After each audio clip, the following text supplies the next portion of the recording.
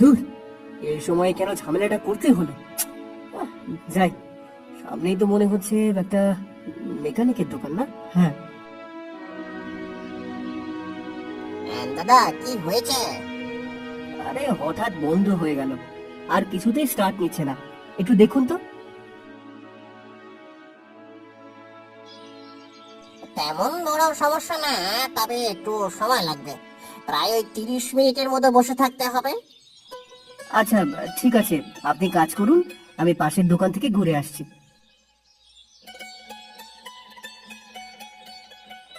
হালকা লিকারের একটা চা দিয়েন তো কাকা।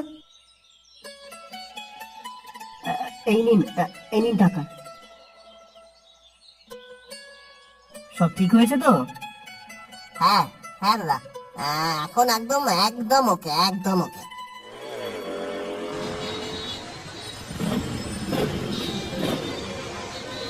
আরে এ কি কোথায় যাচ্ছেন? ভেতরে ঢোকা মানা। আমার একটা ইন্টারভিউ আছে। ইন্টারভিউ?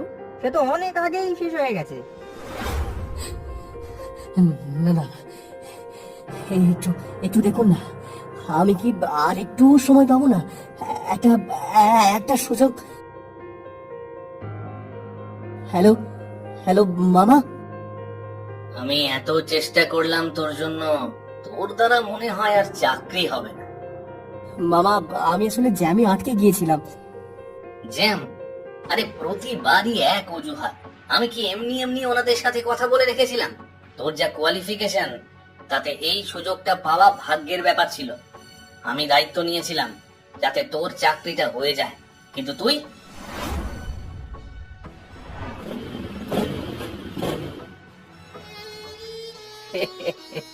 কি রে, আজকেও কি চাকরিটা হলো না? বাবা, তুমি শুধু ঠাট্টা করো আমাকে নিয়ে। এমনিতে সারাটা দিন খুব বাজে গেছে, আমার এখন একদম ভালো লাগছে না এসব নিয়ে কথা বলতে। সারাদিন বাইরে দৌড়াদৌড়ি করে এসেছিস, আয় ফ্রেশ হয়ে খেতে বসবি, আমি সব গুছিয়ে রেখেছি।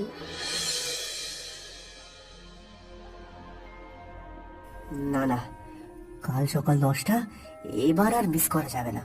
সব ডকুমেন্টস হ্যাঁ ঠিকঠাক গুছিয়ে রাখা হয়েছে।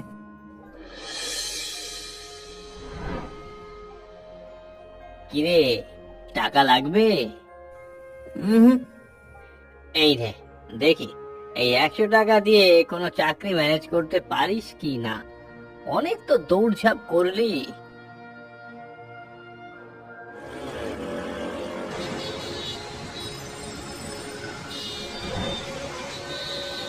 ইন্টারভিউ তো দিলাম, কিন্তু মনে হয় না চাকরিটা হবে।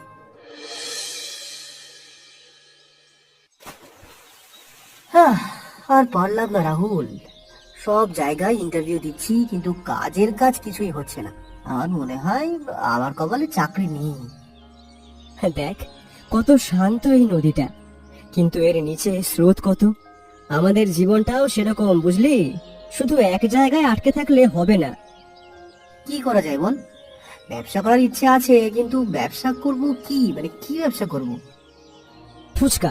আচ্ছা, ফুচকার ব্যবসা করলে কেমন হয়? ফুচকার ব্যবসা মানে? কেমন করে, মানে কিভাবে? পাড়ার মোড়ে যদি একটা ফুচকার দোকান হয় তাহলে কিন্তু খুব ভালো চলবে, কারণ এখানে কোনো ফুচকার দোকান তো নেই আশেপাশে। চাইলে কিন্তু এটা শুরু করতেই পারিস। কিন্তু ফুচকা বানানো, তারপর কিভাবে কি করতে হয়, আমি তো কিছু জানি না। একা কিভাবে কি করব? আরে তুই শুধু কিছু টাকার ব্যবস্থা কর, ফুচকা বানানো একদম সহজ। কিন্তু বাবা এই ব্যবসার জন্য টাকা দেবে, আর আহা, এত ভাবিস না, আর আমি তো আছি। তুই শুধু তোর বাবাকে ম্যানেজ করে টাকাটা জোগাড় কর, বাকি ঠিক হয়ে যাবে। আচ্ছা, তাহলে চল এখন। তোরা কি সত্যি এটা পারবি, চাকরি না করে এই ফুচকার দোকান চালাতে? বাবা, চাকরির পেছনে ছুটে যা পাচ্ছি না, তার চেয়ে নিজের কাজ করা অনেক ভালো। ঠিক আছে, কর। তোরা নিজের পায়ে দাঁড়ানোর চেষ্টা করছিস, এটাই বড় কথা।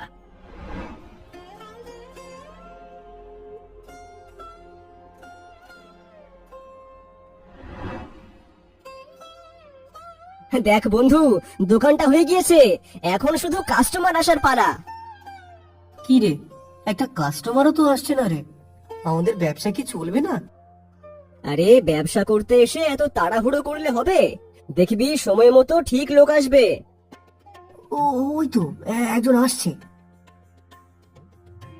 বাবা আমাকে ফুচকা দিও, কিন্তু পার্সেল করে দিও। এই নিন দাদা, একদম ঝাল কম দিয়ে বানিয়েছি। এই নিন আপনার পার্সেল। এই নাও টাকা।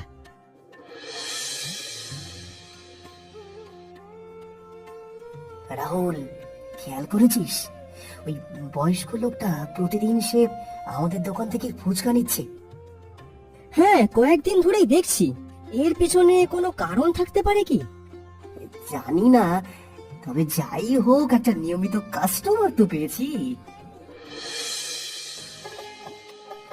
আসলেই তো, লোকটা আজকেও এসেছে দেখছি। এই নিন কাকা আপনার পার্সেল, আপনি তো প্রতিদিনই পার্সেল নেন। এই নাও টাকা।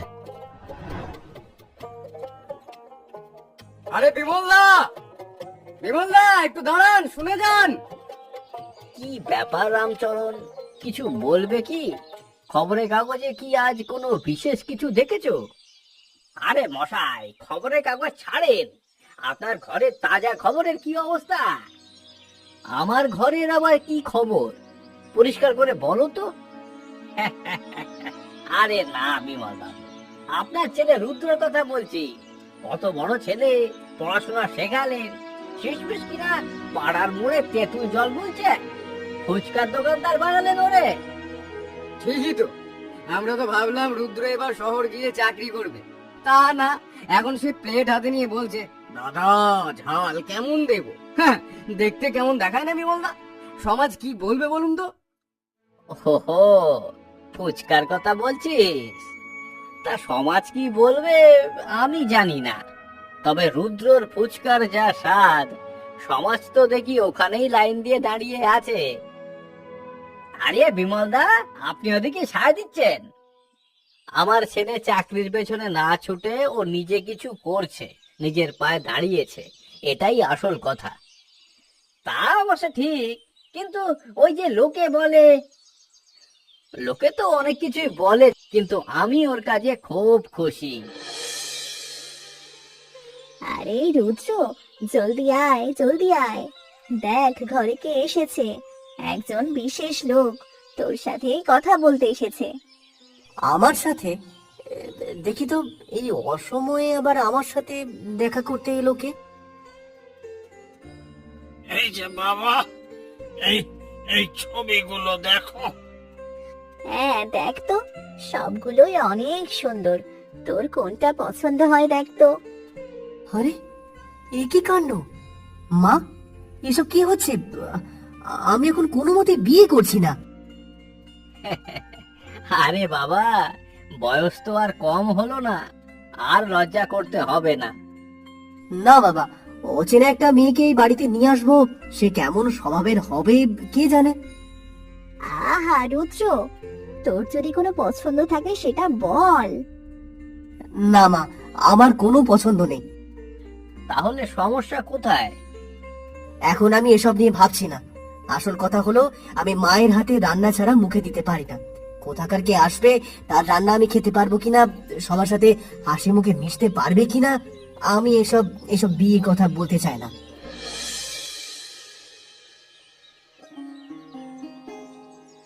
আরে রুদ্র ভাই যে, তা আজ ফুচকার ব্যবসার কি খবর? তা সকাল সকাল মাছের বাজারে কি মনে করে? তুমি তো কখনো মাছের বাজারে আসো না। ভাবছি বাড়ির জন্য একটা বড় মাছ নিয়ে যাব, বেশ বড় সড়ো হওয়া চাই। এই দেখো রুদ্র ভাই, একদম টাটকা রুই, ওজনে পুরো 2.5 কিলো হবে, দেবো? হ্যাঁ দাও। তা কত টাকা দেব?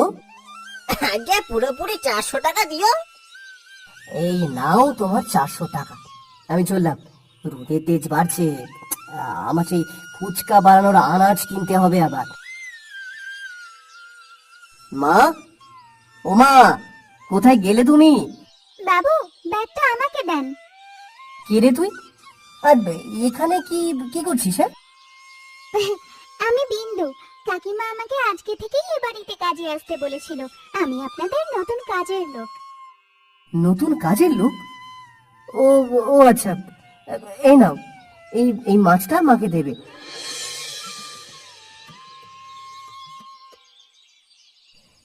আহা মা, এই মাছের ঝোলে যা স্বাদ হয়েছে না, আমি আর কি বলবো। সত্যি মা, আসলে এই তোমার হাতের রান্না একেবারে সেরা।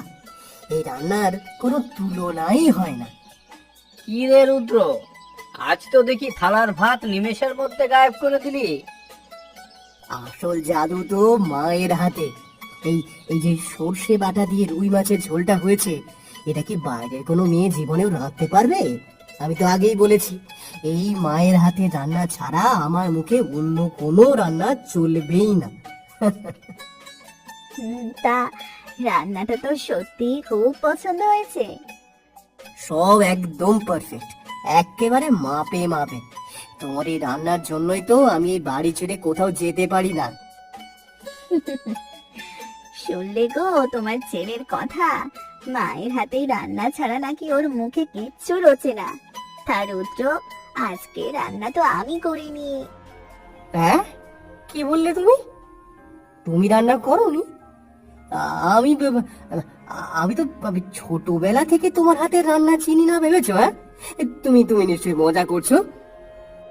ধুর পাগল, আমি কেন তোর সাথে মজা করতে যাব? আজকে তো সব রান্না বান্না একাই বিন্দু করেছে। ওই যে আমাদের নতুন কাজের মেয়েটা। না না না না না না না না না না, এ হতেই পারে না। এত এত সুন্দর রান্না! আরে রুদ্র, তোর মা একদম সত্যি কথাই বলছে রে। মেয়েটার রান্নার হাত আসলে দারুণ জাদুকরি। আসুন আসুন দাদারা দিদিরা, এদিকে আসুন, আমার দোকানে আসুন, ভেতরে বসে আরাম করে সুস্বাদু ফুচকা খাবেন। আসুন আসুন, এদিকে আসুন। ঠিকই তো, এই দোকানটা তো অনেক সুন্দর, আর ভেতরে বসার জায়গাও আছে। এই সবাই এই দোকানেই চলো, চলো চলো। দেখ রাহুল, কাণ্ডটা দেখ। লোকজন আমাদের দোকানে না এসে সবাই ওদের দোকানে ভিড় জমিয়েছে, আর আমরা এখানে বসে বসে মাছি দাঁড়াচ্ছি। আর বলিস না ভাই, ওই দোকানে নাকি আবার ফুচকার সঙ্গে ঠান্ডা জল ফ্রি দিচ্ছে। আর কত বড় দোকান দেখেছিস, সাথে আবার কি সুন্দর করে সাজানো রয়েছে। পাবলিক তো ওই দিকেই দৌড়াবে। এভাবে হাত গুটিয়ে বসে থাকলে তো চলবে না রে, আমাদেরও তো দোকানটা বড় করতে হবে। একদম ওই রকম চাকচিক্য ছড়াতে হবে, যাতে কাস্টমার দেখলেই সোজা টেনে চলে আসে। বলা তো সহজ বন্ধু, কিন্তু দোকান বড় করা কি মুখের কথা? এত টাকা আমরা পাবো কোথায়? আমার তো কিছুই মাথায় আসছে না, বাবাকে বলে দেখতে হবে। কি হয়েছে আজ দোকানের এই হাল কেন? কোনো হাক ডাক নেই, কাস্টমারের ভিড় নেই। হ্যাঁ, চটপট আমার পার্সেলটা রেডি করো দেখি। আপনার পার্সেল তো রেডি করছি, তবে কাস্টমারের কথা আর বলবেন না। ওই দেখুন, পাশে কেমন নতুন সাজে ফুচকার দোকান খুলে বসেছে সবাই। আর এই দেখে আমাদের সব কাস্টমার তো ওই ঝকঝকে আলোর দিকেই চলে গিয়েছে। আমরাও তো ভাবছি আমাদের দোকানটা একটু বড় করব, কিন্তু পকেট তো ফাঁকা। ও, এই ব্যাপার। আচ্ছা, এই নাও টাকা, আমি গেলাম। রাহুলও আসলো না, বললো এখন কাস্টমার কম, আমি একাই সামলাতে পারবো। আছো আর আসবে কিনা কে জানে। দাও দেখি আমার পার্সেলটা। এই নিন আপনার পার্সেল। এই নাও টাকা, আর এই খামটা রাখো। এ কি কাকা বাবু, এর ভেতর কি আছে? এটা রেখে দাও, এখন একদম খুলবে না, সোজা বাড়ি যাবে, রাতে গোপনে খামটা খুলবে। আচ্ছা কাকা। আমি চললাম, তোমার কাকিমা আমার ফুচকার অপেক্ষায় পথ চেয়ে বসে আছে।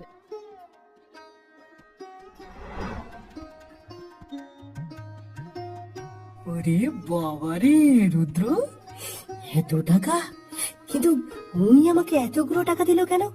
আরে, একটা চিঠিও দেখছি এর ভেতরে। এই টাকা দিয়ে বড় একটা ফুচকার দোকান খোলো, আর আমি হব তোমার প্রথম কাস্টমার। ইতি শেখর। বাবা, দোকানের যে অবস্থা, আশেপাশে বড় বড় দোকান হওয়ায় আমার ছোট দোকানটার দিকে কেউ তাকাচ্ছেই না। কাস্টমার সব ওই দিকেই চলে যাচ্ছে। আমাকে কিছু টাকা দাও, আমি দোকানটা একটু বড় করি। সফলতা পেতে হলে অনেক পরিশ্রম আর ধৈর্যের সাথে করতে হয়। নিজের চেষ্টায় আস্তে আস্তে টাকা জমা, তারপর সেই টাকায় দোকান বড় কর। ভাই, শেখর নামের এক বাবুকে চেনেন? ধুতি পাঞ্জাবি পরে সবসময় আসে, আমাদের ফুচকার দোকানে নিয়মিত কাস্টমার ছিলেন।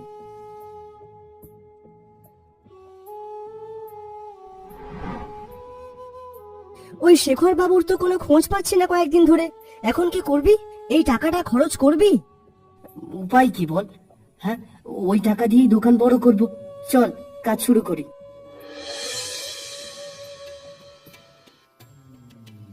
দেখ রুদ্র, দোকান তো অনেক বড় হলো, এখন কি কাস্টমার টিকবে? আসুন, মানুষ সাজসজ্জা দেখে আগে আসে, তারপর স্বাদের খবর নেয়। একদম ঠিক কথা বলেছিস। কিন্তু হ্যাঁ, ব্যবসা ভালো হলেই ওই লোকটার টাকা ফিরিয়ে দিতে হবে।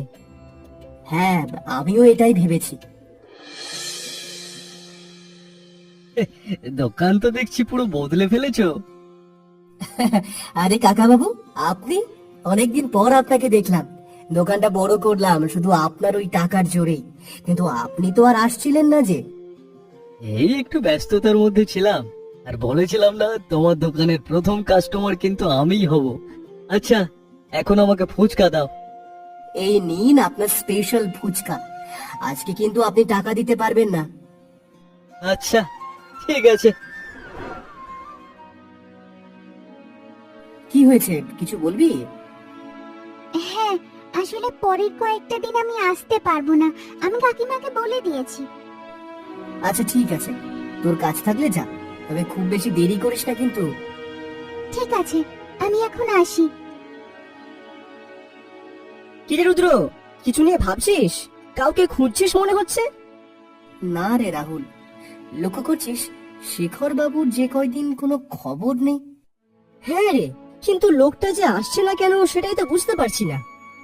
লোকটা আমার বিপদের দিনে এত বড় সাহায্য করলো, আর এখন হঠাৎ গায়েব হয়ে গেল।